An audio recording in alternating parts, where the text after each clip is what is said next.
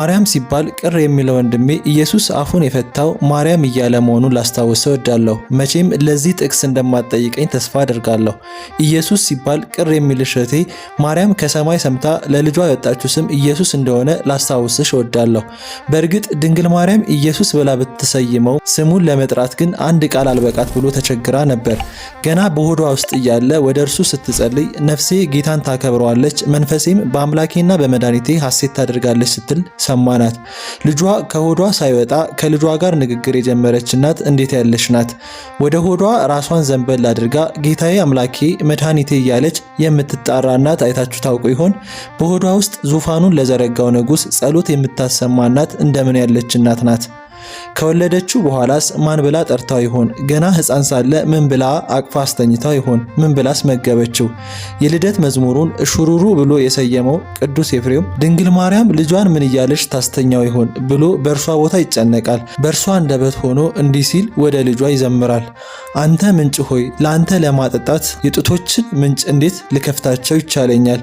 ሁሉን ከገበታ የምትመግብ ሆይ እኔ አንተን ለመግብ እንዴት ይቻለኛል? የክብርን ነጸብራቅ የተጎናጸፍከው ሆይ እንደምን በጨርቅ ልጠቀልልህ እችላለሁ?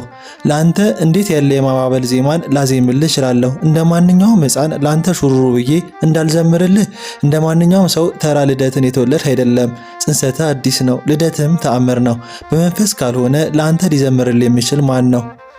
ድንግል ማርያም ሆዷ ውስጥ ሳለ አምላኬ መድኃኒቴ ያለችው ልጇን ካደገ በኋላ ምን ብላ ጠርታው ይሆን ብዬ በ12 ዓመቱ በቤተ መቅደስ እስክታገኘው ጠብቄ ተከታትያት ገባው። ከአይሁድ መምህራን ስር ቁጭ ብሎ በንግግሩ ያስደንቃቸዋል። ምን ብላ ትጠራው ይሆን ብዬ አንደበቷን ስጠባበቅ ልጄ ሆይ አለችው። እኛ አባታችን ሆይ የምንለውን ፈጣሪ ልጄ ሆይ አለችው።